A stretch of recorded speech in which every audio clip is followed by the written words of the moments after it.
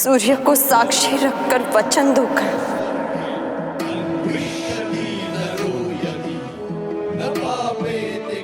कि तुम सुप्रिया से विवाह करोगे।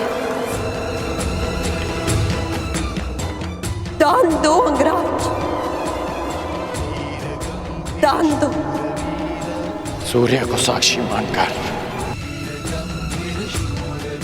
ये सूत पुत्र राधेकरण वचन देता है कि मैं सुप्रिया से विवाह करूंगा।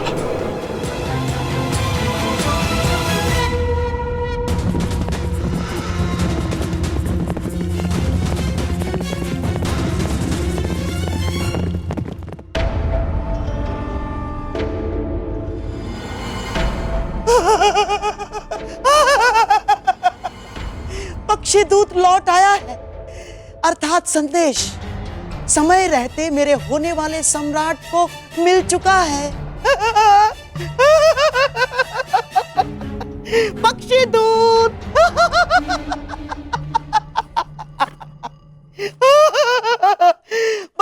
बस अब आशा है कि दुर्योधन सही निर्णय ले ले। प्रणाम मामाश्री। आओ आओ दुशासन। राधा दुर्योधन का कोई संदेश आया?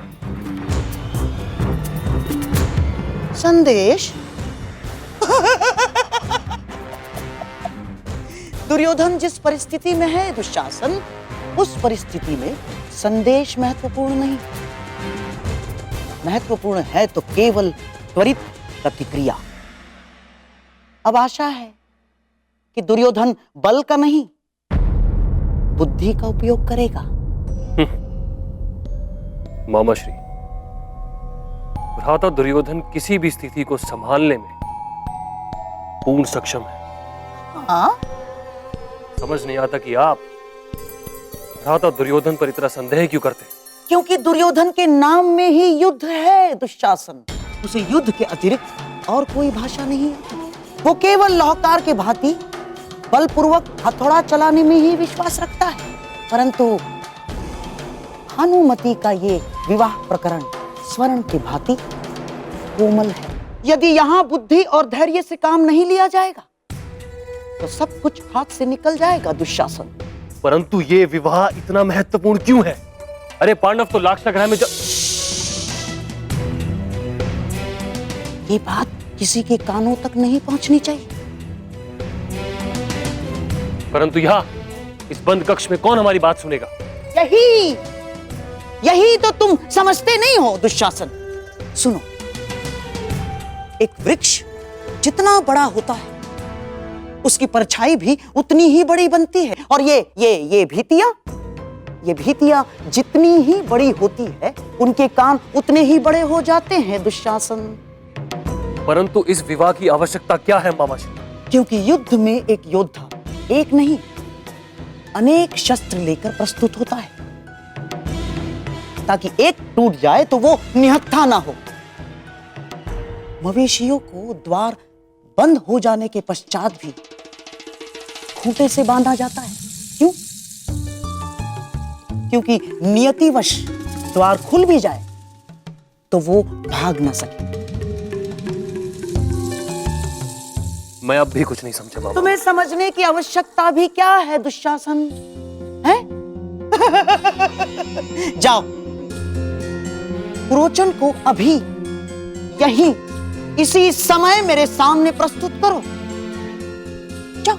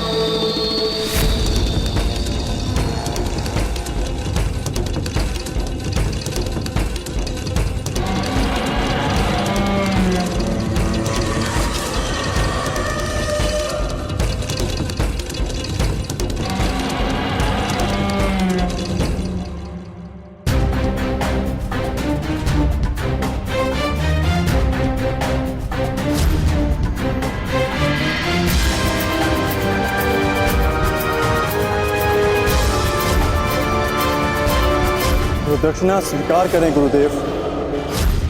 तुम्हारा अहंकार, उस पर विजय पाना शेष है जिसे मैं पा करूंगा।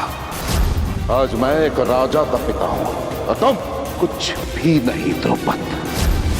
इसलिए मैं भारद्वाज पुत्र द्रोण, हस्तिनापुर राजगुरु द्रोण, पांचाल का आधा राज्य द्रुपद को दान में देता हूं।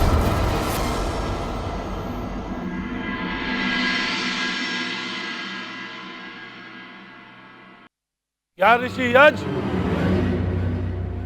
और उपयज के पास हमारे पीड़ा की औषधि है, या हमें यहां से भी खाली हाथ जाना पड़ेगा?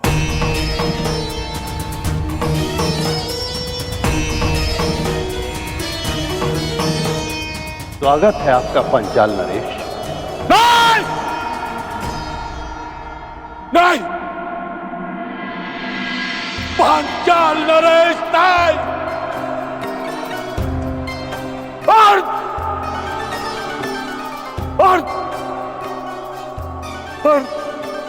पांचाल नरेश कहिए।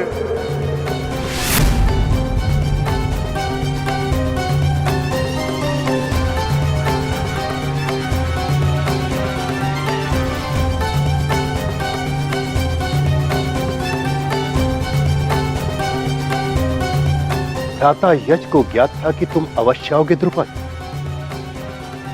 बोलो तुम्हें क्या चाहिए? मान की अग्नि ऐसी अग्नि है जो जल से नहीं, केवल अग्नि से बुझती है। प्रतिशोध की अग्नि से। प्रतिशोध चाहिए मुझे, प्रतिशोध।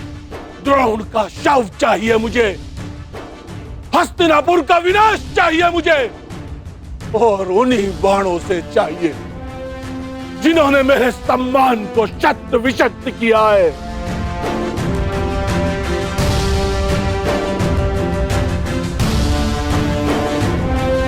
क्या ये सब कुछ देने में सक्षम है आप? याचक को उतना ही प्राप्त होता है जितने का वो अधिकारी होता है द्रुपद, और तुम इस प्रतिशोध के अधिकारी हो।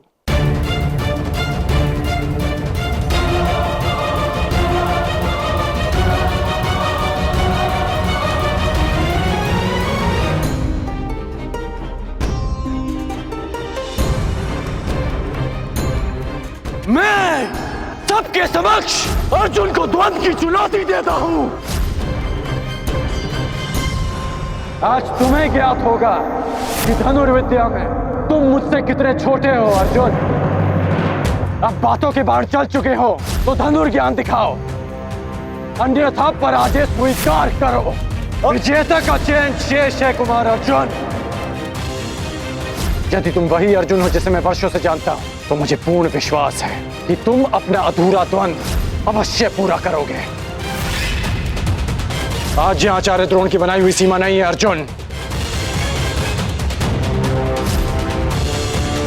अर्जुन,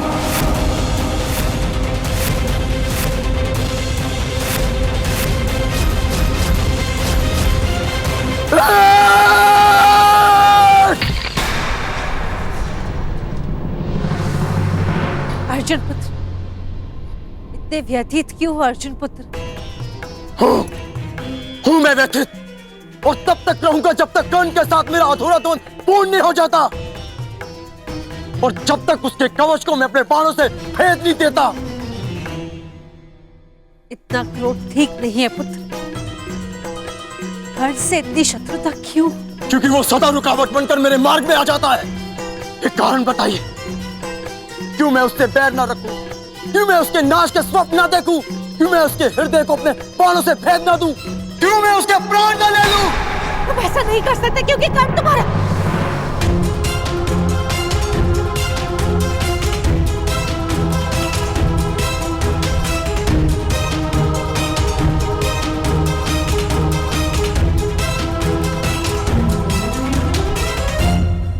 तुम ऐसा नहीं कर सकते क्योंकि कर्ण तुम्हारा वास्तविक शत्रु नहीं है, उसे तुम्हारे सामने शत्रु बनाकर प्रस्तुत किया है। उसका मार्ग भटकाया दुर्योधन ने ताकि वो तुम्हारा मार्ग रोक सके।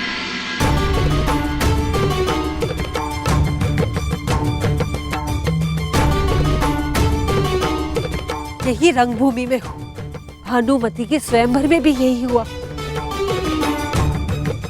ईश्वर जाने कब तक दुर्योधन उसे अस्त्र बनाकर तुम पर प्रहार करवाता रहेगा, कब तक तुम कर्ण को दोषी समझते रहोगे, कब तक कर्ण दुर्योधन के कारण दुख सहता रहेगा।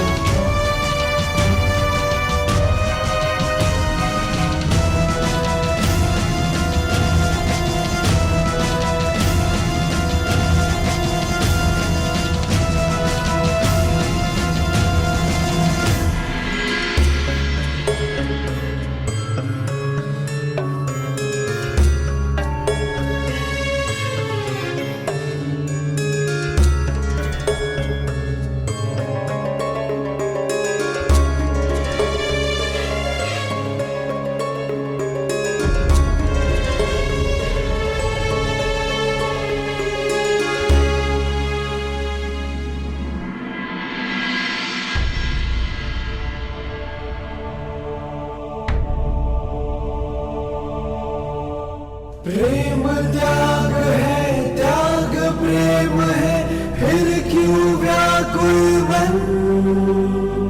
पीर है मन में, अग्नि तन में, जीवन है ये रण।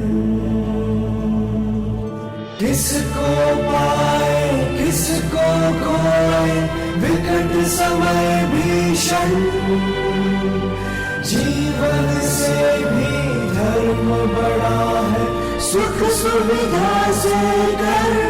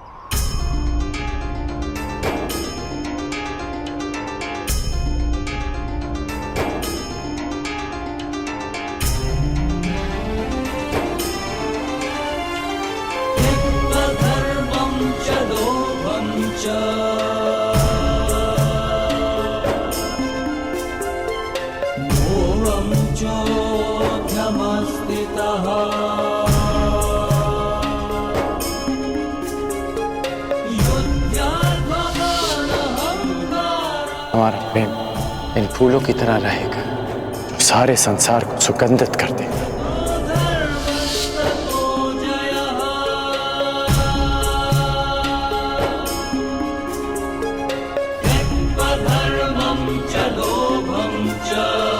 इन पुष्पों का एक गुण नहीं होगा हमारे प्रेम।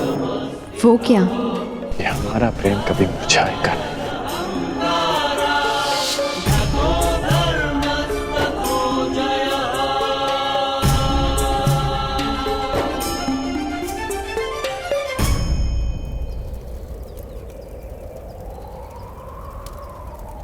किसको पाए किसको खोए, विकट समय भीषण। जीवन से भी धर्म बड़ा है, सुख सुविधा से कर। लाक्षागृह का निर्माण अपने सही समय पर हो जाना चाहिए, बल्कि हो ही जाना चाहिए पुरोचन। प्रयास तो मेरा भी यही है महाराज, परंतु इतने कम समय में निर्माण संभव ही नहीं है। संभव है।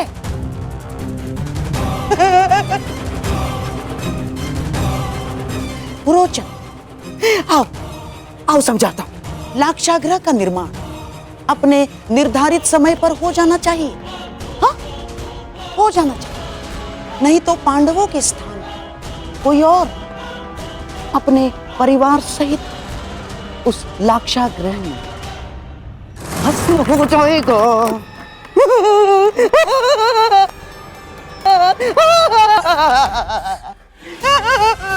पुरोचन, लाक्षागृह का निर्माण हो जाएगा ना? हैं? जी गंधार नरेश। भाई भाई कभी कभी ऐसा काम कर देता है जो साहस भी नहीं कर सकता। जाओ पुरोचन, पुरस्कार तुम्हारी प्रतीक्षा कर रहा है। जाओ जाओ। लाक्षागृह तो बन जाएगा, परंतु आवश्यक यह है कि दुर्योधन का भानुमति के साथ विवाह बिना किसी विघ्न के संपन्न हो जाए।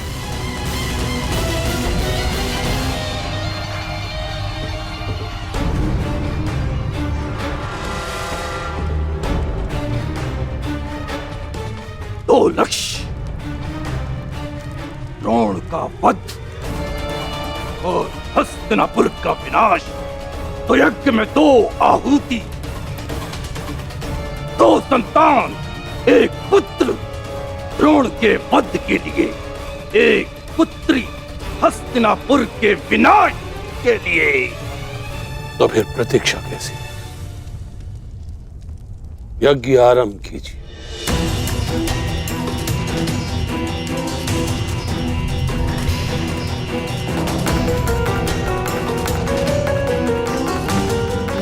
अपने जीवन के बचे हुए दिनों की उल्टी गिनती आरंभ कर दो।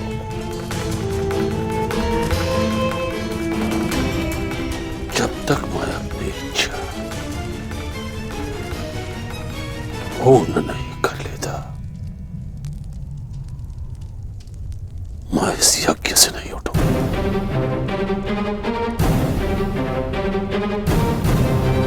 इस यज्ञ से हस्तिनापुर का विनाश उत्पन्न होगा।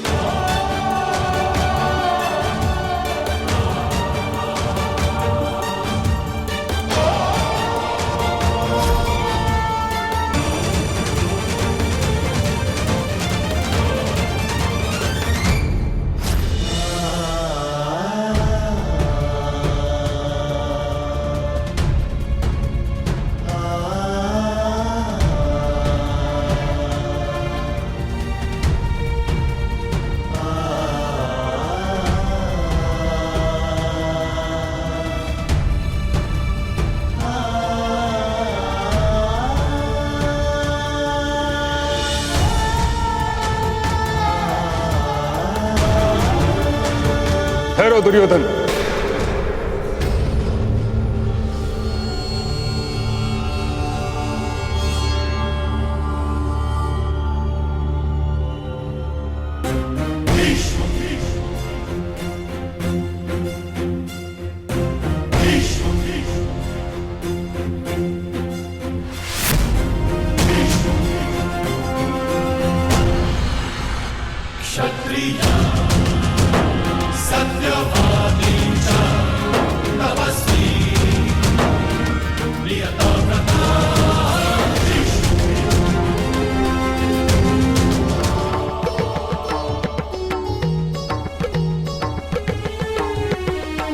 ठहरो दुर्योधन।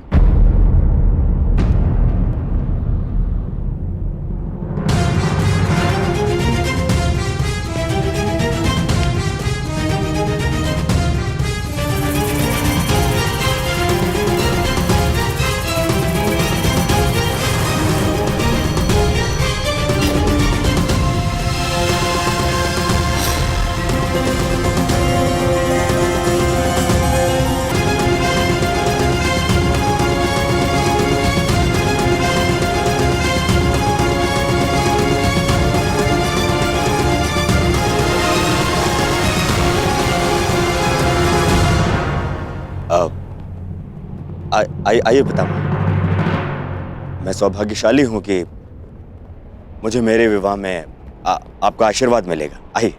तुमने ये सोच भी कैसे लिया दुर्योधन कि तुम बलपूर्वक विवाह करोगे और मैं आशीर्वाद दूंगा?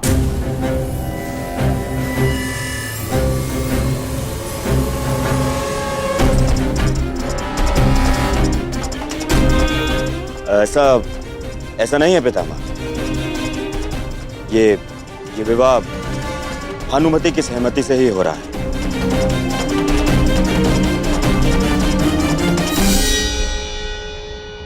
यदि ये विवाह भानुमति की सहमति से होता तो यह अंग में नहीं कलिंग में होता।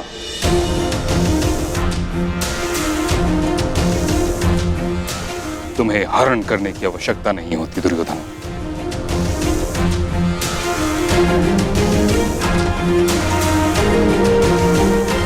पुत्री भानुमति, दुर्योधन ने जो किया उसके लिए मैं हस्तिनापुर की ओर से क्षमा प्रार्थी हूं। सच सच बताना पुत्री, क्या तुम ये विवाह किसी विवशता के कारण कर रही हो?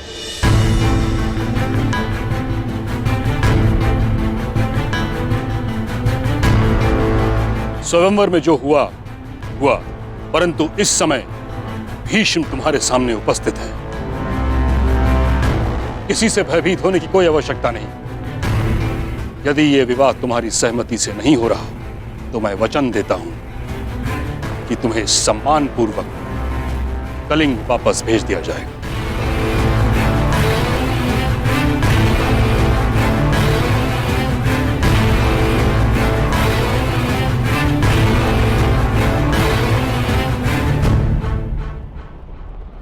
मैं सम्मान सहित जाना चाहती हूँ महामहिम।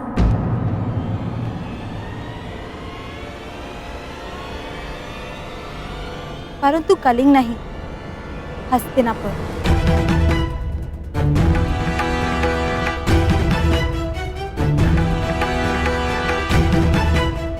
क्योंकि ये विवाह मेरी सहमति से हो रहा है।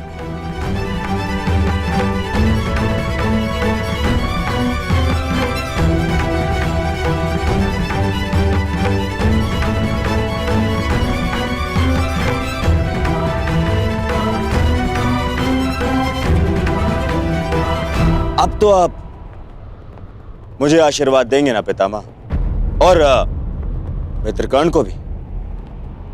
मेरे साथ साथ आज वो भी दंपत्ति जीवन में प्रवेश कर रहा है।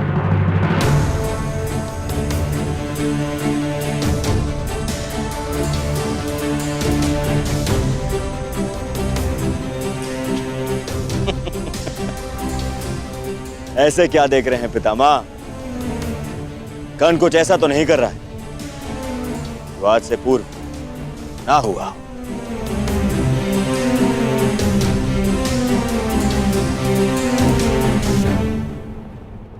कर्ण ने ऐसा ही कुछ कर दिया जो आज से पूर्व नहीं हुआ।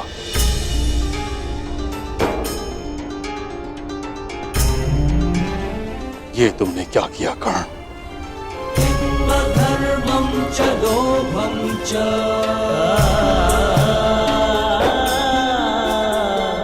मोहं च भ्रमस्थितः। विवाह की रीतियां संपन्न करें पुरोहित।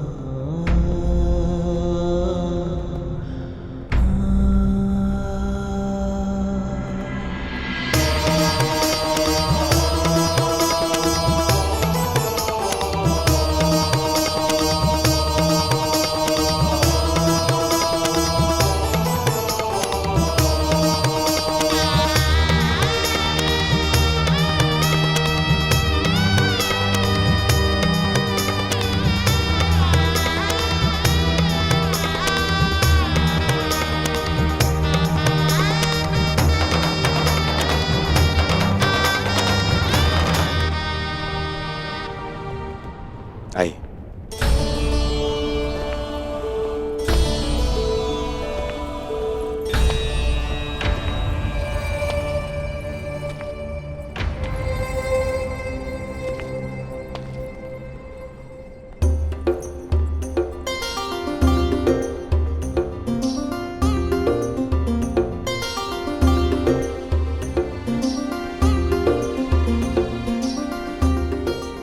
बधाई हो, जिसके पद स्पर्श से तुम्हारा पुष्प खिला, उसके साथ जीवन भी सुगंधित बीतेगा।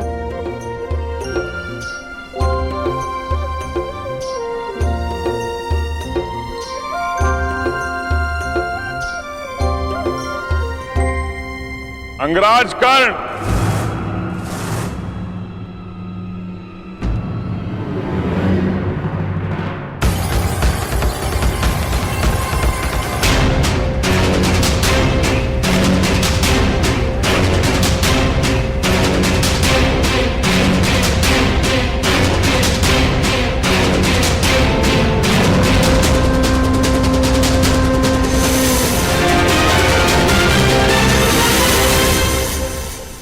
अंगराज कर्ण को विवाह की बधाई।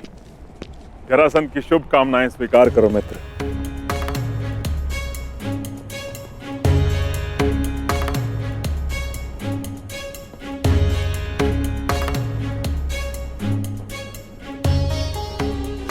आमंत्रित किए बिना ही आप यहाँ आए हैं मगध नरेश, तो स्पष्ट है कि आपका यहाँ आना केवल बधाई देना नहीं होगा। इस पूरे संसार में अकारण कुछ भी नहीं होता अंगराज। अगर जन्म का कारण होता है तो मृत्यु का भी कारण होता है।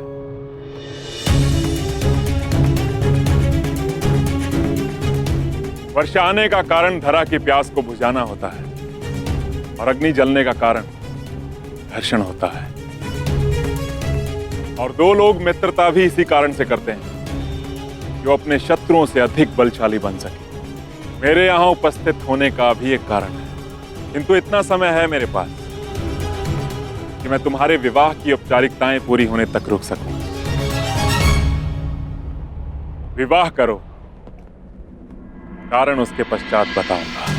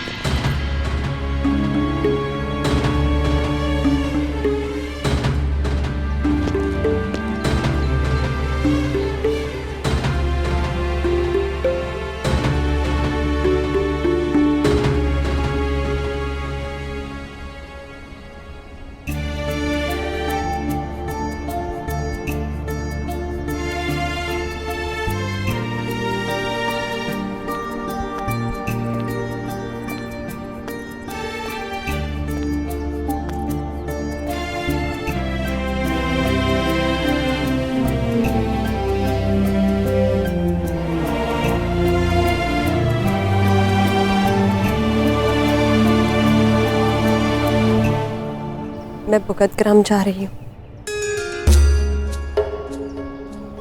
मेरी चिंता मत करना, पिताश्री है मेरे साथ।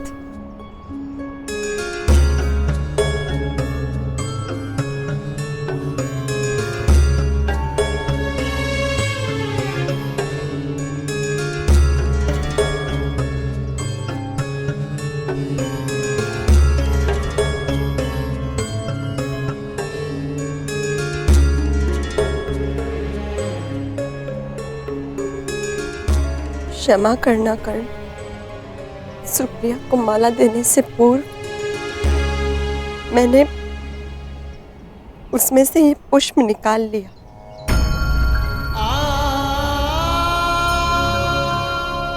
स्मरण है कर्ण, तुमने कहा था हमारा प्रेम पुष्प की सुगंध भाती है।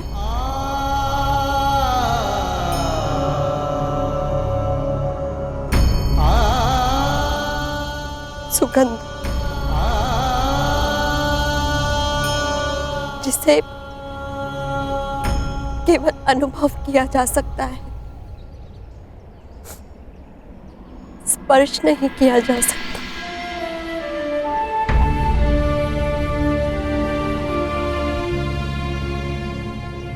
जाओ कर्ण, अपने प्रसन्न गृहस्थ जीवन का प्रारंभ करो।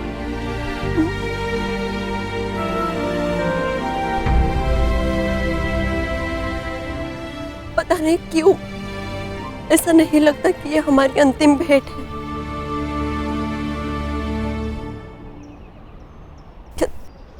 क्या तुम्हें नहीं लगता?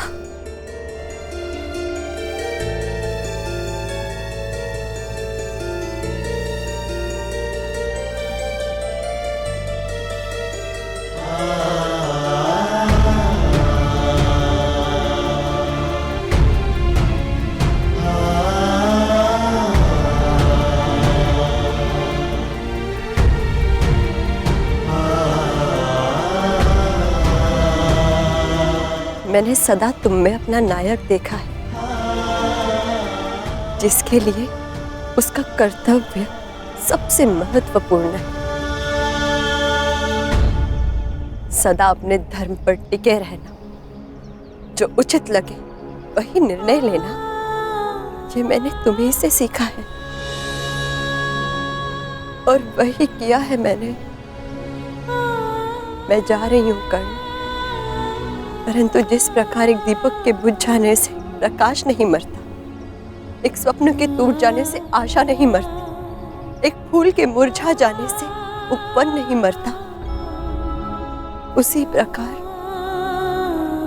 एक सह्याद्री के तुम्हारे जीवन से चले जाने से तुम्हारी यात्रा समाप्त नहीं होगी।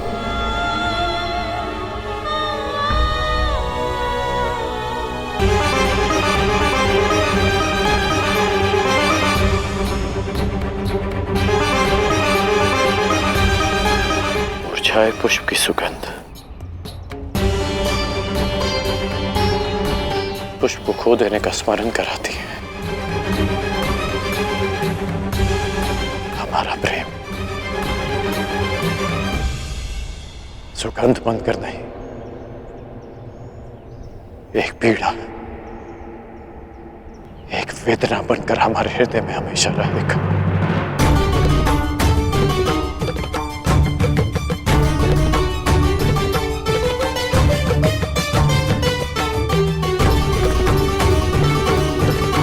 किसी भी रूप में सही करना, प्रेम तो रहेगा ना।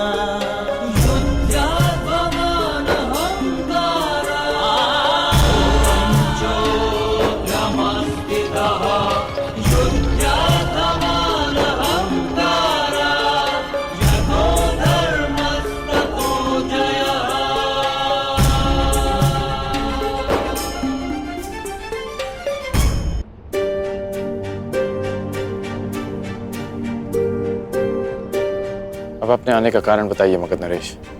मैं आया क्योंकि समय भी आ गया है मित्र। मुझे दिया हुआ वचन पूरा करने का समय आ गया। स्मरण है ना वो वचन कि तुम एक बार मेरी सहायता के लिए अवश्य आओगे। कल प्रातः मैं अंग और मगध की सीमा पर तुम्हारी प्रतीक्षा करूंगा। परंतु आपको सहायता क्या चाहिए? एक योद्धा की आवश्यकता युद्ध में ही पड़ती है मित्र। और ये युद्ध किससे करना है? मेरे सबसे बड़े शत्रु से। और ये सारा संसार जानता है कि जरासंध का सबसे बड़ा शत्रु कौन है। तुम्हें मेरे साथ मिलकर उससे युद्ध करना है। हम वासुदेव कृष्ण पर आक्रमण करेंगे कल।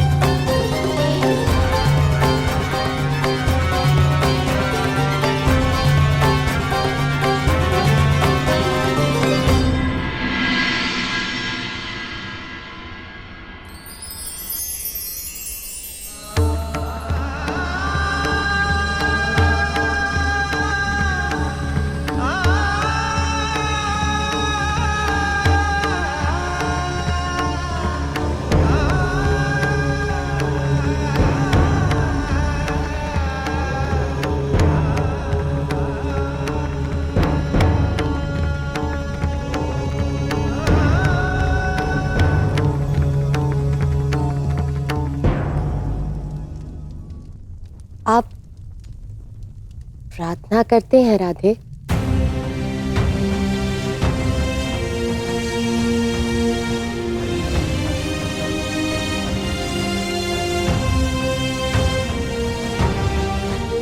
मैं करती हूँ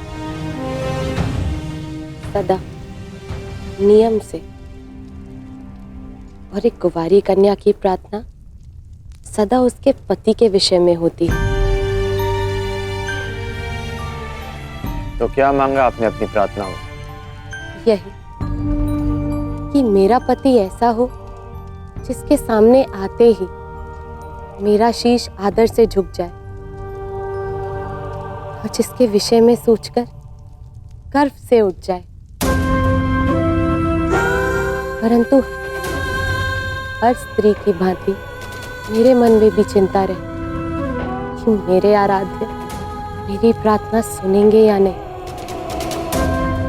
जो पूछना चाहती हैं स्पष्ट रूप से पूछिए।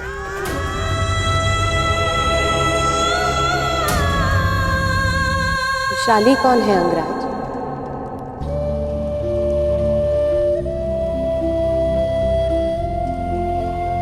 और उससे आपका क्या संबंध है? हम दोनों का विवाह नियति का एक ऐसा मोड़ है जिसकी मैंने कभी कल्पना नहीं की थी। क्योंकि जिस मंडप में हम दोनों का विवाह हुआ उसी मंडप में विशाली और मेरा विवाह होना था। मैं तुमसे विवाह करना चाहता हूं। पहली बात, वो मेरा घर नहीं, हमारा घर। सूर्य को साक्षी रखकर वचन दोकर कि तुम सुप्रिया से विवाह करोगे। ये सूत पुत्र राधेकरण वचन देता है कि मैं सुप्रिया से विवाह करूंगा। विशाली का प्रेम मेरे हृदय में हमेशा रहेगा।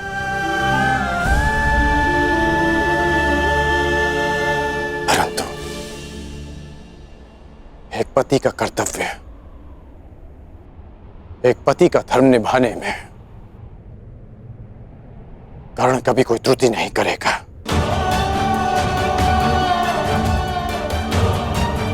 अब हम दोनों विवाहित हैं, इसलिए बस अंगराज, एक पत्नी के लिए इससे बड़ा सौभाग्य और क्या होगा कि उसका पति उसे कभी असत्य ना कहे।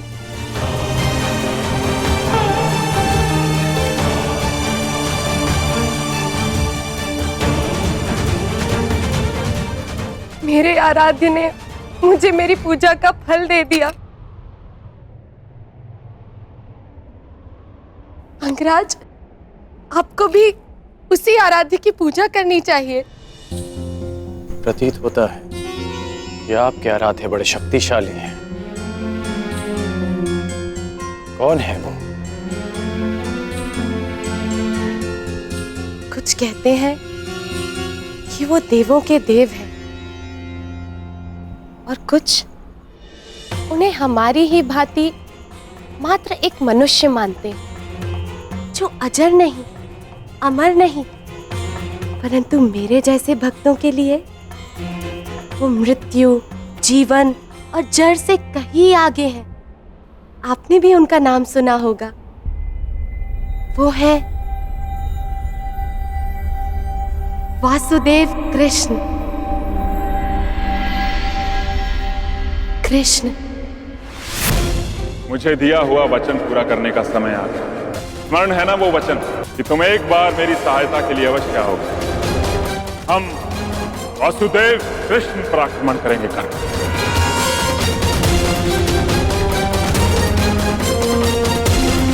होता है कि आपके आराध्य बड़े शक्तिशाली हैं।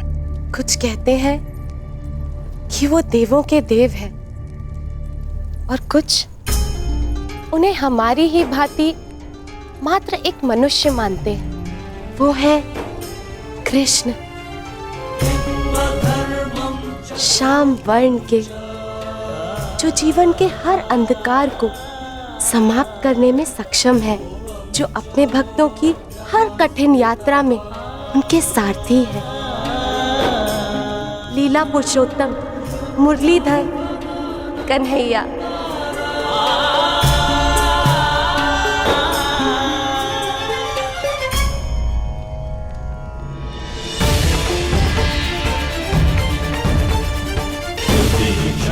स्मरण है ना वो वचन कि तुम एक बार मेरी सहायता के लिए अवश्य आओगे। हम वासुदेव कृष्ण पर आक्रमण करेंगे।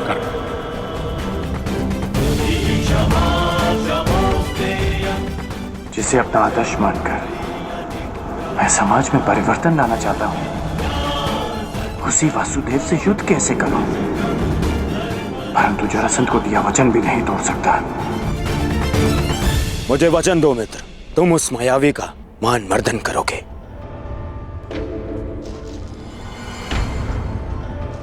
जरासंध यद्यपि मेरे मित्र नहीं, परंतु बहुत बड़ी भेंट दी है उन्होंने मुझे। कर्ण, वर्षों से कृष्ण जरासंध के साथ में खेल खेलते आ रहे हैं। इच्छा तो मेरी भी है कि मैं कृष्ण को पराजित होते हुए देखूं।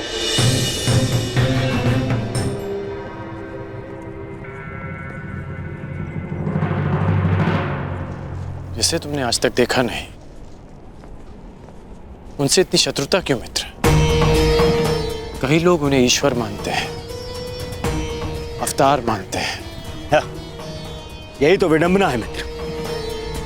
मिथ्या बातों को लोग सत्य मान लेते हैं और एक मायावी को ईश्वर। मिथ्या? कृष्ण चरित्र में मिथ्या क्या है मित्र? मिथ्या नहीं है तो और क्या है मित्र? ब्रज से प्रारंभ होकर पूरे भारतवर्ष में यह बात फैली हुई है कि कृष्ण ने राक्षसी पूतना के प्राण भी लिए, उसका वध कर दिया।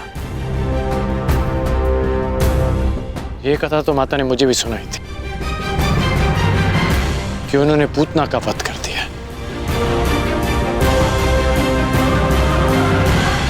तुम ही बताओ मित्र, एक दूध मुहा बालक कैसे एक मायावनी राक्षसी का वध कर सकता है? एक दिव्य आत्मा के लिए, एक अवतार के लिए यह संभव भी नहीं मित्र।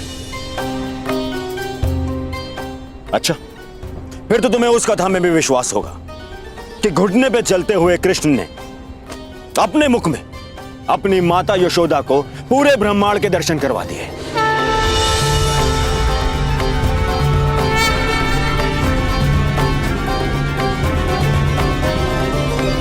ये सब कुचक्र है मित्र, षड्यंत्र है ये। जानबूझ के ऐसे कथाओं का प्रचार किया जा रहा है ताकि उन्हें अवतार समझ लिया जाए, भगवान समझ लिया जाए उन्हें। कर्ण, तुम मुस्कुरा रहे हो मित्र, तुम ही बताओ, क्या इन घटनाओं का कोई भी साक्ष्य है जो इन्हें सिद्ध कर सके?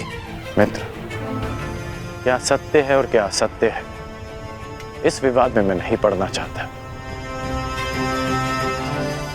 हो सकता है कि कृष्ण पर विश्वास करने वालों के पास कोई साक्ष्य ना हो, परंतु उनके विरोधियों के पास भी कोई साक्ष्य नहीं। कर्ण, न जाने क्यों आज तुम्हारी बातों में मुझे उस युधिष्ठिर के स्वर सुनाई दे रहे हैं। ऐसा नहीं है मित्र। चलो मान लिया कि यशोदा मां को भ्रम हुआ, हर माता को अपने पुत्र में ईश्वर का रूप दिखाई देता है, परंतु जब मथुरावासी इंद्र के कोप से पीड़ित थे तब कृष्ण ने अपनी कनिष्का उंगली पर पूरा गोवर्धन पर्वत उठा लिया था। कोई सामान्य मनुष्य नहीं हो सकता मित्र।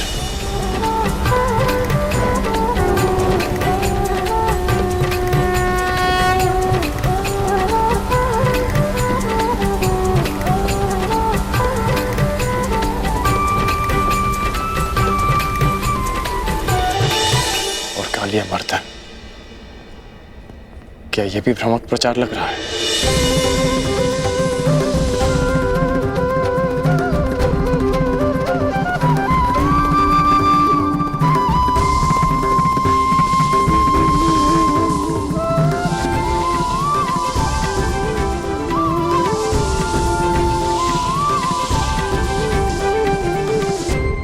और कालिया मर्दन, क्या वो भी एक असत्य प्रचार था मित्र?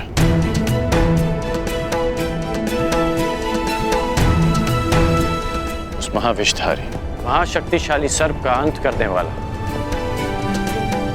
एक सामान्य मनुष्य नहीं हो सकता मित्र। इंद्र को परास्त कर देने से कोई ईश्वर नहीं बन जाता मित्र।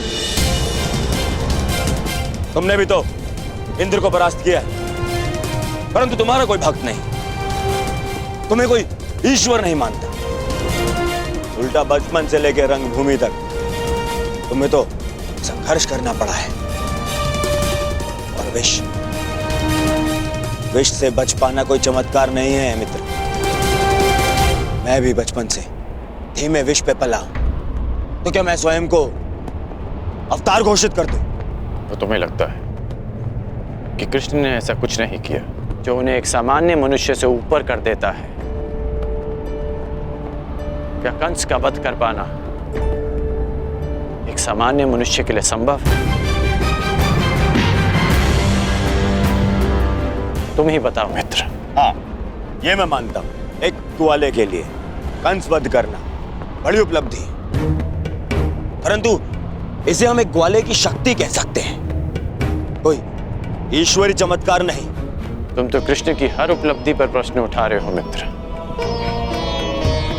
हाँ, क्योंकि वो एक छलिया है, छल करने वाला, माया करने वाला, और कुछ नहीं। छलिया कहो या मायावी, परंतु उन्होंने जो किया अपने लोगों के शुभ के लिए, अपने लोगों के उत्थान के लिए किया। मेरी तो बचपन की इच्छा थी कि मेरी उनसे भेंट हो।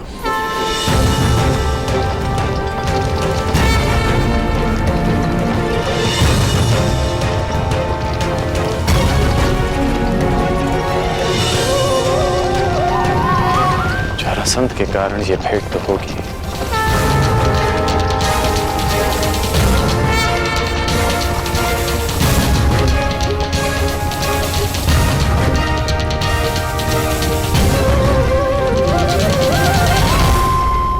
परंतु युद्ध क्षेत्र में इसकी मैंने कभी कल्पना नहीं की थी। मित्र, मत भूलो कि तुम्हें अपने वचन के लिए उस कृष्ण से युद्ध करना है, और अपने शत्रु से इतना प्रभावित होना विजय का लक्षण नहीं है। वो मायावी है, तुम्हारे भ्रम को तुम्हारे विरुद्ध अस्त्र बनाकर तुम्हें पराजित कर सकता है।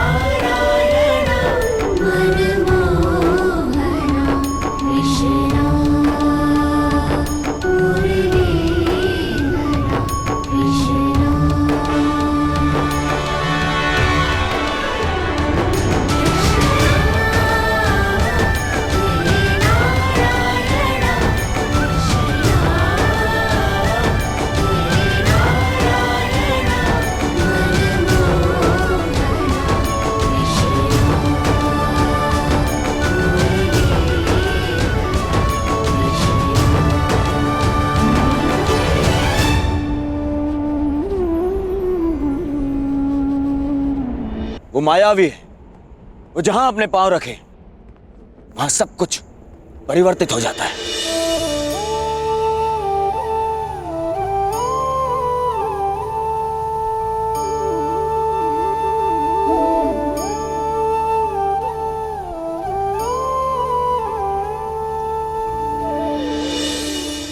वो कब, कहां, किसके पास किस रूप में पहुंच जाए, यह अनुमान लगाना कठिन है मित्र।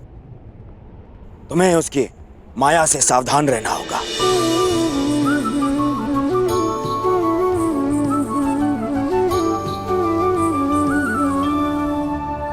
जिनकी प्रशंसा करते आया, कल उन्हीं से युद्ध करना होगा।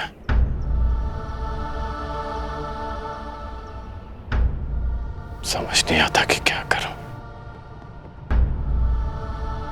कर्म मनुष्य के मार्ग चुनने से निश्चित होता है अंगराज।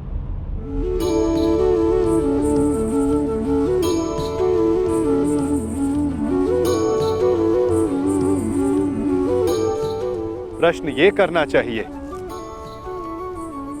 कि मार्ग कौन सा चुना जाए।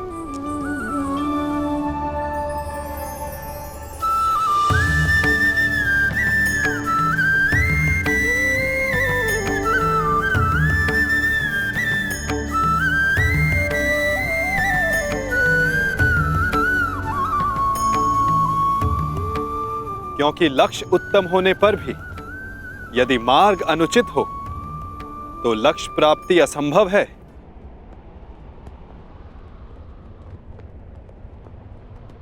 चुनने की कला धनुर्विद्या से अधिक कठिन है अंगराज।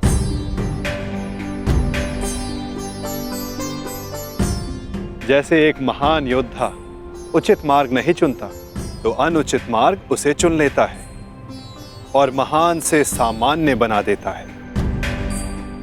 इसीलिए युद्ध, मित्र और शत्रु चुनने में सावधान रहना चाहिए।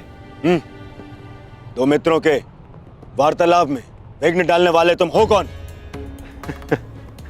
मैं कौन हूं वो महत्वपूर्ण नहीं, मैं क्या करने आया हूं वो महत्वपूर्ण है। हमारे कर्म ही हमारा परिचय बनते हैं। परिचय दो अपना, क्यों आए हो यहाँ? मैं नटवर हूं, महाराज जरासंध का दूत। अंगराज को उनके लक्ष्य तक पहुंचाने आया हूं, वहां ले जाने आया हूं जहां उन्हें होना चाहिए। बस, एक राजा को लाने के लिए एक राजा ही आए, यही उचित है। जाओ और जाके कह दो जरासंध से, जब तक वो स्वयं कर्ण को लेने नहीं आएगा, अंगराज कर्ण कहीं नहीं जाएगा। एक राजा को लाने के लिए जरासंध ने दूत भेजा है।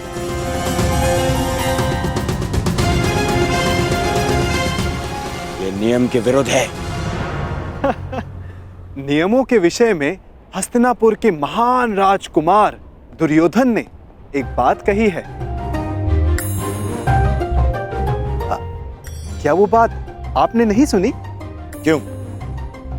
क्या कहा है कुमार दुर्योधन ने? यही कि नियम वो बनाते हैं जो शासन करते हैं, और उनको अपने बनाए हुए नियमों को पालन करने का बंधन नहीं होता। जिस तरह एक नदी अपना मार्ग चुनने से पूर्व किसी से पूछती नहीं, उसी तरह एक शासक अपने बनाए हुए नियमों को बदल सकता है। अब आप ही बताइए महोदय, क्या राजकुमार दुर्योधन ने कुछ अनुचित कहा?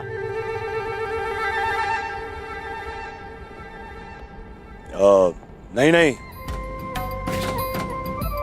कदापि नहीं।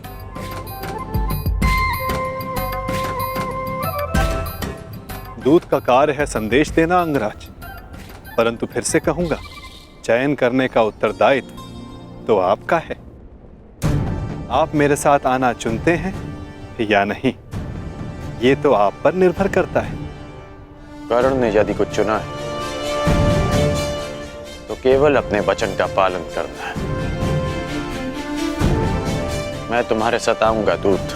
अहो भाग्य, मैं भी यही चाहता था कि आप मेरे साथ आएं।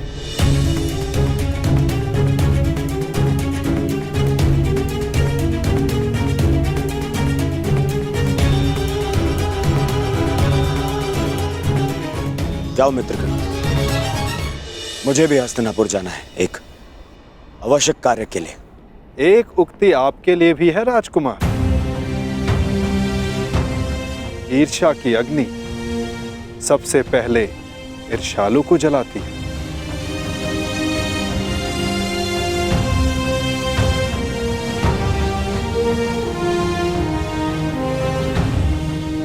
क्या कहा तुमने?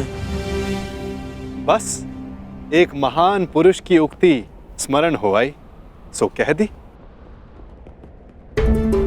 वैसे ये उक्ति राजकुमार दुर्योधन की नहीं है, पर हां, है उन्हीं के लिए।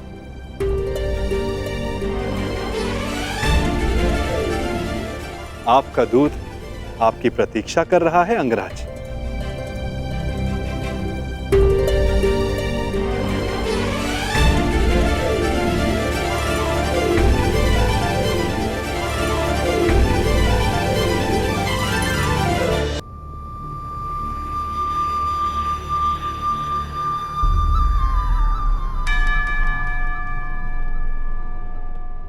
आपको लक्ष्य तक ले जाने का कर्तव्य मेरा है अंगराज, इसलिए रथ के अश्वों को किस दिशा में लेकर जाना है वो मेरे हाथों में। मैं अपना रथ स्वयं चलाना जानता हूं, परंतु आज आपका सारथी बनने का अधिकार मेरा है। हां, अगली बार मैं ऐसा कर पाऊंगा या नहीं, ये निर्णय तो आपका कर्म और आपका चुनाव करेगा अंगराज।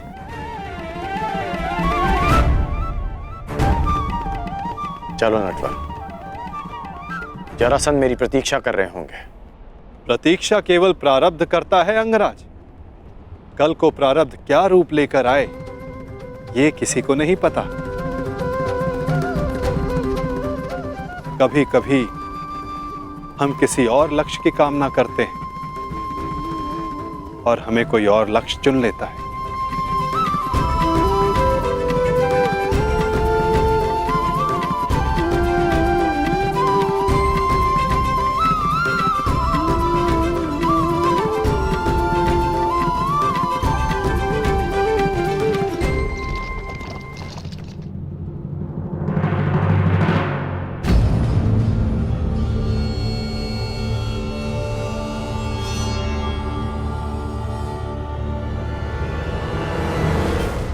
मुझे देख के यूं आश्चर्यचकित ना हो कुमार दुर्योधन। मैं यहां अंगराज को लेने आया।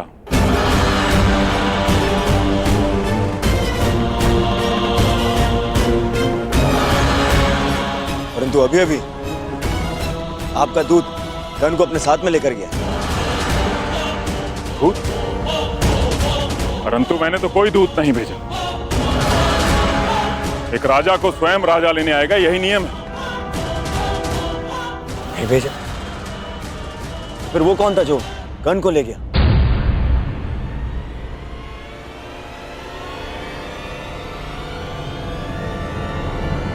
समझ गया,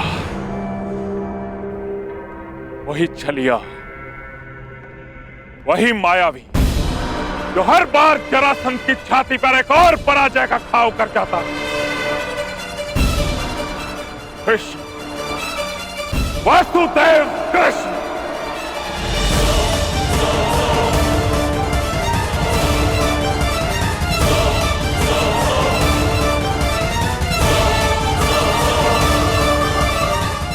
कृष्ण।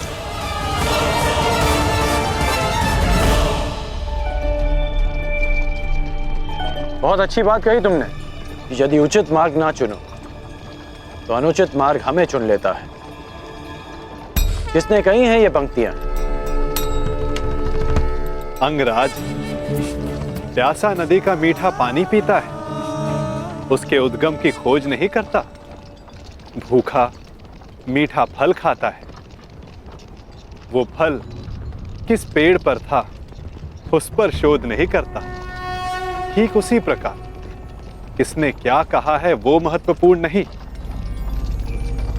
महत्वपूर्ण कुछ है तो ये कि कही गई बात समझ में आई या नहीं। किसने कहा है उसे ढूंढने निकलोगे तो समझ नहीं आएगा कि क्या करना है। समझ गए ना?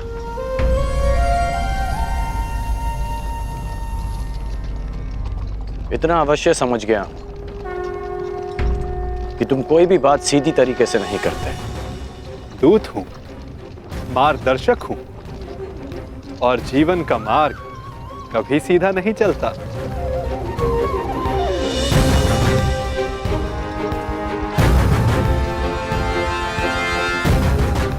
पहले भी मैं मगध सीमा आ चुका हूं, परंतु यह मार्ग भिन्न क्यों लग रहा है? निसंदेह आपकी यात्रा इस युग की सबसे रोचक यात्रा होगी अंगराज। इसीलिए इस यात्रा में आपका सहयात्री बनना चुना है मैंने।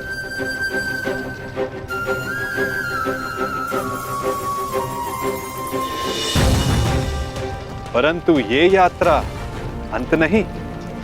इस यात्रा के पश्चात जीवन का नया मार्ग मिलेगा। अब देखना यह है अंगराज कि आप कौन सा मार्ग चुनते हो।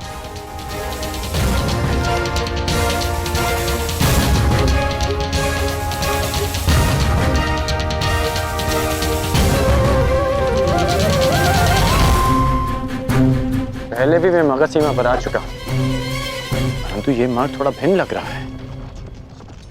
सीमांत का मार्ग निश्चित नहीं होता अंगराज।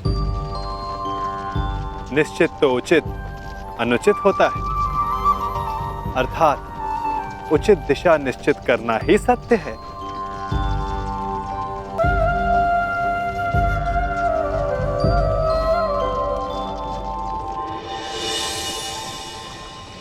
मन की शुद्धि के लिए आवश्यक है कि उत्सुकता के वेग को रोका ना जाए। प्रश्न नहीं करोगे तो उत्तर कैसे पाओगे? तुम्हें कैसे पता कि मैं कुछ पूछना चाहता हूं? एक माता को कैसे पता होता है कि आज उसके बालक को क्या खाना है? एक ढाल को कैसे पता होता है कि तलवार किस ओर से आनी है? ये मन की भाषा है अंगराज। अपना मन सचेत हो तो दूसरे का मन पढ़ना कठिन नहीं। तो तुम मन की बातें भी पढ़ लेते हो? अवश्य। सारथी जो हूं, रथी का मार्ग प्रदर्शन करने के लिए उसका मन पढ़ने की कला एक सारथी को अवश्य आनी चाहिए।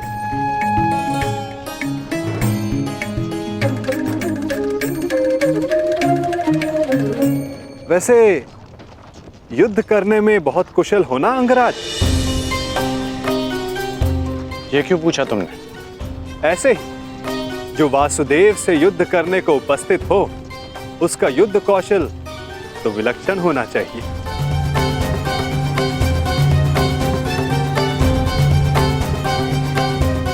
तुम्हें कैसे पता कि मैं वासुदेव से युद्ध करने जा रहा हूं? जरासंध ने बताया? नहीं। तो फिर किसने? आपको स्मरण नहीं अंगराज? मैंने अभी कहा था, अगर सारथी का मन सचेत हो तो योद्धा का मन पढ़ना कठिन नहीं।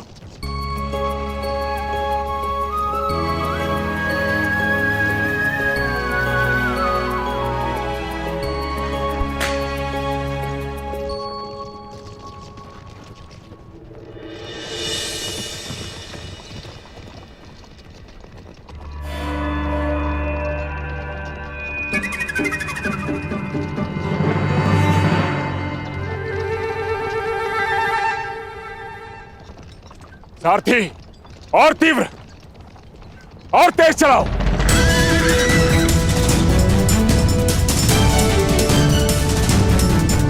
हो रहा, और तीव्र।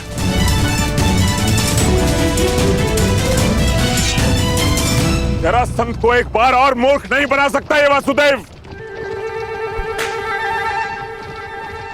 और तीव्र।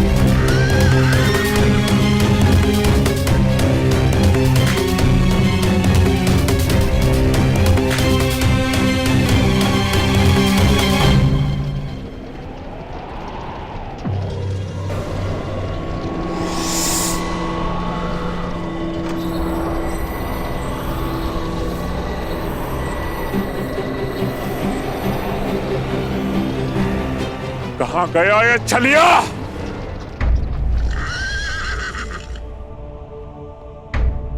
अब ये रथ क्यों रोक दिया? मेरा मन पढ़ने के लिए? मन पढ़ने के लिए नहीं, मार्ग पढ़ने के लिए। यदि लक्ष्य तक की यात्रा लंबी हो तो बीच बीच में रुककर मार्ग जांच लेना चाहिए। भाप लेना चाहिए कि कहां के लिए निकले थे, कहां तक पहुंचे हैं और कहां जा रहे हैं, और ये यात्रा आवश्यक है या नहीं।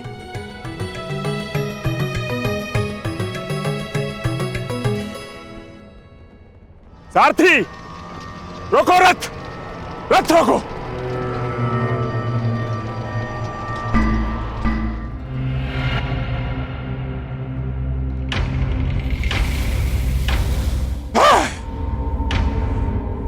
फिर से जरासंध की आंखों में धूल चौंक गया ये कृष्ण, परंतु यह जरासंध भी हार नहीं मानेगा। चलो सारथी।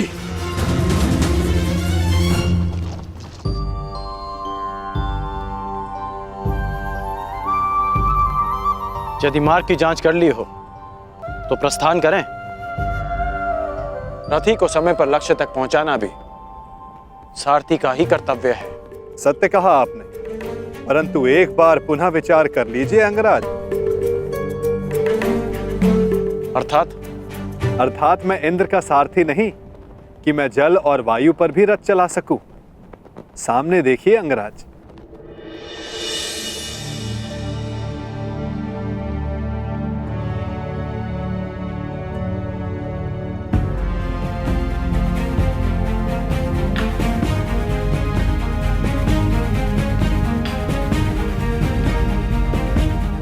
यहाँ नदी कैसे आ गई?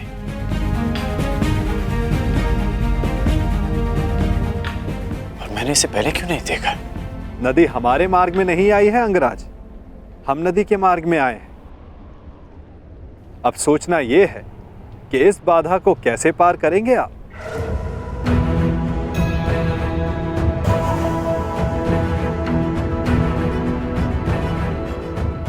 इस प्रश्न का मेरे पास क्या उत्तर हो सकता है? क्योंकि महारथी आप हैं, महान धनुधर हैं, दिव्य अस्त्रधारी हैं। सुना है आपके पास अग्निबाण भी है। क्यों ना एक अग्निबाण का संधान कर इस नदी को सुखा दें, ताकि हमें आगे बढ़ने का मार्ग मिल सके।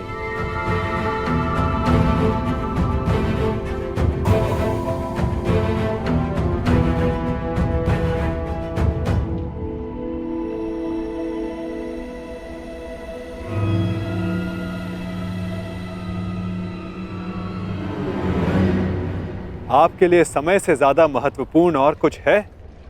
दुर्गम मार्गों में रथी का कर्तव्य बनता है कि वो अपने सारथी की सहायता करे। यदि रथी सहायता नहीं करेगा तो सारथी लक्ष्य तक उसे कैसे पहुंचाएगा समय पर?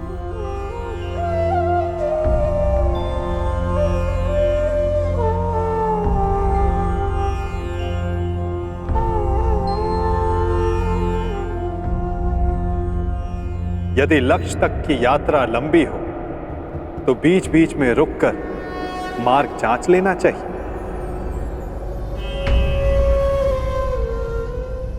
भाप लेना चाहिए कि कहां के लिए निकले थे, कहां तक पहुंचे हैं और कहां जा रहे हैं, और ये यात्रा आवश्यक है या नहीं। नहीं, कोई विवाह उत्सव नहीं मनाया जाएगा दुशासन।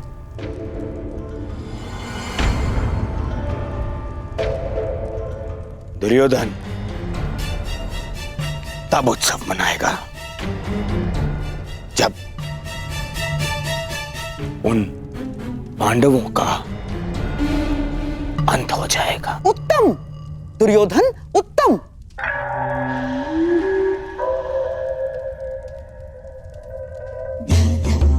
जो अपने लक्ष्य तक पहुंचने से पहले उत्सव नहीं मनाते, वो शीघ्र ही लक्ष्य साधते हैं। और तुम्हें उत्सव मनाने के लिए अधिक प्रतीक्षा नहीं करनी होगी।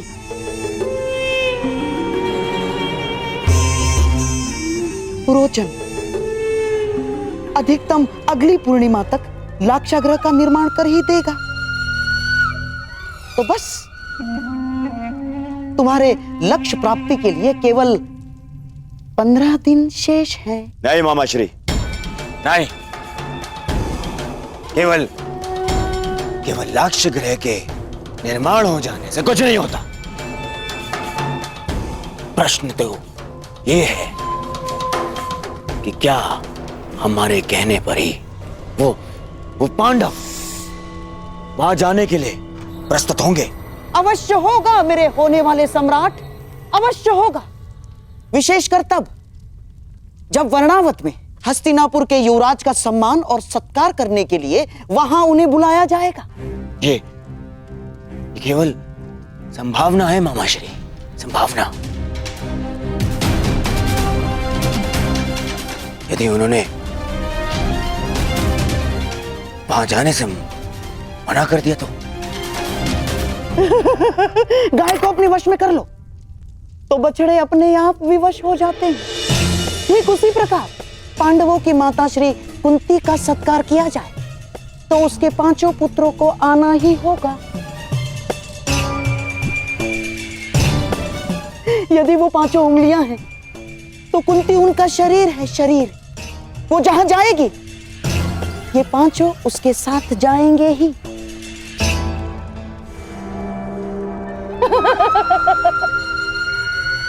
परंतु मामाश्री, वो लाक्षागृह है, तो क्या इसका अर्थ पांडवों के साथ साथ माता कुंती को भी? अति उत्तम दुशासन, अति उत्तम।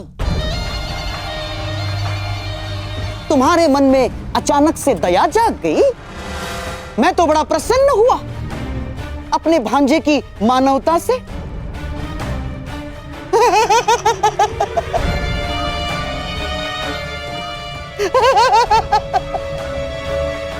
राजनीति में चने के साथ साथ घुन को भी पिसना होता है दुशासन।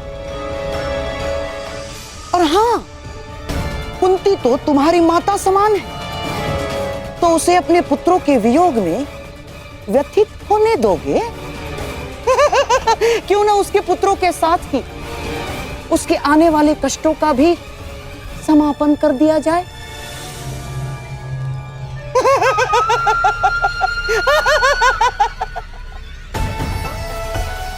तुम्हारे भ्राता को सिंहासन तक पहुंचने के लिए कई शवों पर पांव रखने होंगे दुशासन, रखने ही होंगे। तो यदि 5 के स्थान पर 6 हो जाए तो उसमें अंतर क्या होगा दुशासन?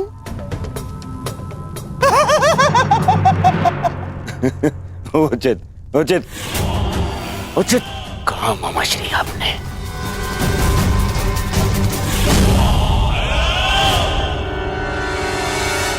उचित कहा।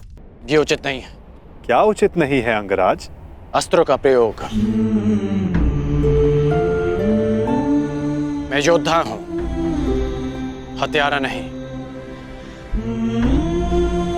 यदि इस धारा को सुखा डाला तो इस जल के जीव जंतु मारे जाएंगे और निर्दोषों का वध मुझे स्वीकार नहीं। और अभी तुमने कहा कि यह नदी हमारे मार्ग में नहीं, हम नदी के मार्ग में आए हैं, तो नदी को सुखा देना उचित नहीं होगा। अति उत्तम। आशा है भविष्य में भी आपको ये बात स्मरण रहेगी अंगराज। मेरा तात्पर्य ये है कि अब हम रास्ता बनाएंगे कैसे? इस नदी को पार करना ही पड़ेगा अगर हमें समय पर पहुंचना है। आगे चलकर देखते हैं, कहीं तो जल स्तर कम होगा जहां से हमारे अश्व और रथ निकल सके। प्रस्थान करो। ठीक है, चलते हैं।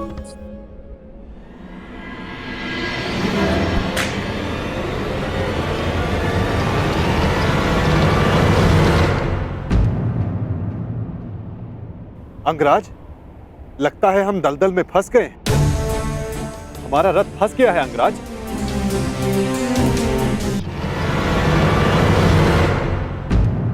अंगराज, लगता है हम दलदल में फंस गए।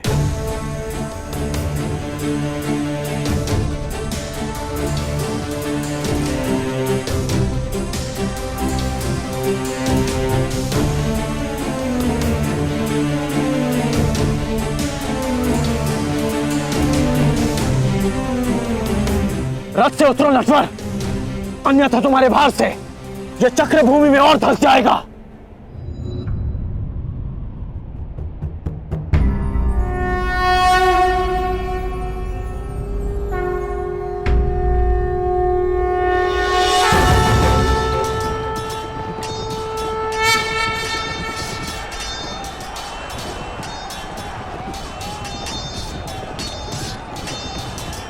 धनुष उठाओ पार्थ, संधान करो।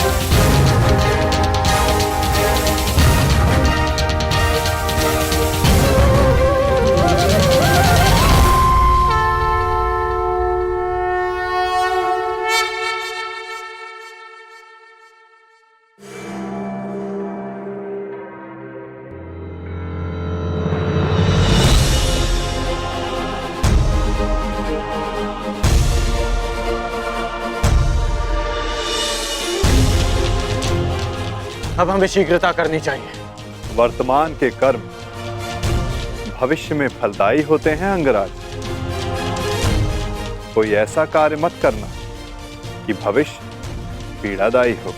तुम कभी कोई सीधी बात क्यों नहीं करते? सीधा ही कह रहा हूं अंगराज।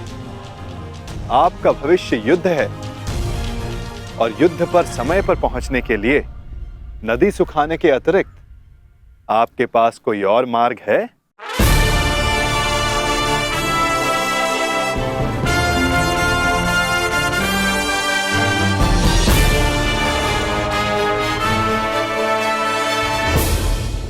आपका भविष्य युद्ध है और युद्ध पर समय पर पहुंचने के लिए नदी सुखाने के अतिरिक्त आपके पास कोई और मार्ग है?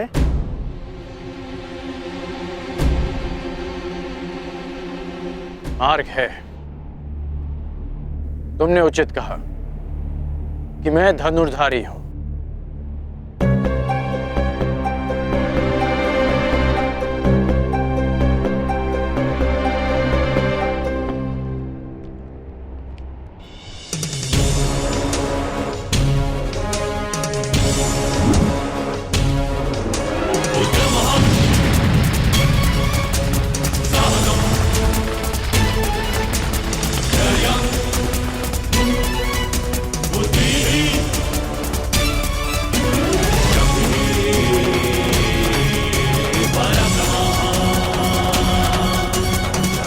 अब आगे बढ़ें।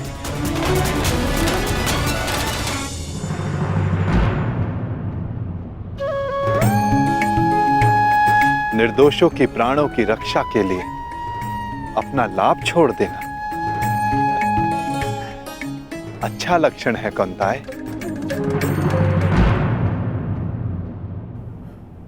कोई सूचना? क्षमा कीजिए महाराज, गुप्तचरों के दल हर दिशा से लौट आए। बहुत खोजने पर भी कर्ण का कोई चिन्ह नहीं मिला। लगता है वासुदेव कृष्ण उसे किसी गुप्त और अज्ञात स्थान पर ले गए।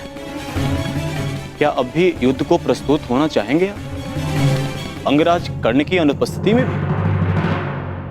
मेघ बहुत अधिक देर तक सूर्य को छुपा कर नहीं रख सकते महामंत्री। भले ही हमें ज्ञात ना हो कि वो कृष्ण कर्ण को कहां ले गया है,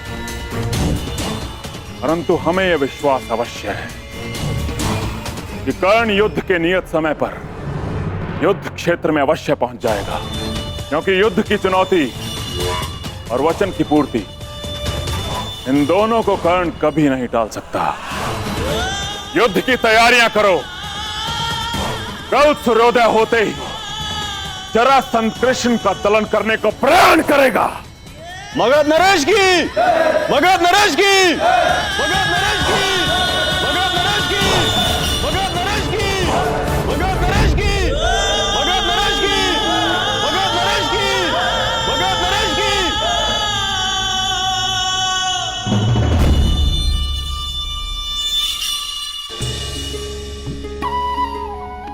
रुक क्यों गए?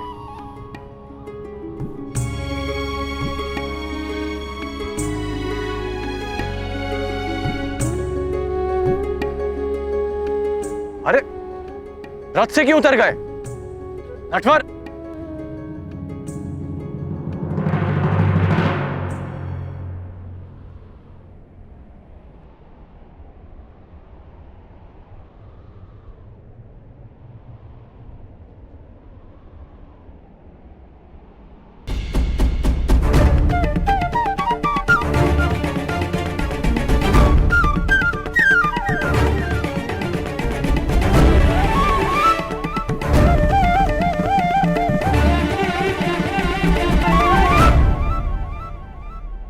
अब क्या हुआ? यहां क्यों आ गए? क्या करूं अंगराज, मैं आपकी भांति महान योद्धा नहीं, एक साधारण सारथी हूं। रथ को धकेलने से थकान हो गई है, इसीलिए विश्राम चाहिए। परंतु तुमने ही कहा था कि इस समय सबसे अधिक महत्वपूर्ण है। हाँ, पर समय भी समय समय पर विश्राम लेता है। हृदय के दो स्पंदों में विराम होता है। श्वास के प्रवास में विराम होता है, वर्षा के बूंदों के मध्य विराम होता है। इसीलिए मैं भी अल्प विराम ले रहा हूं। यदि समय विपरीत होता तो मैं विश्राम नहीं करता, गहन निद्रा में होता, लंबी निद्रा में।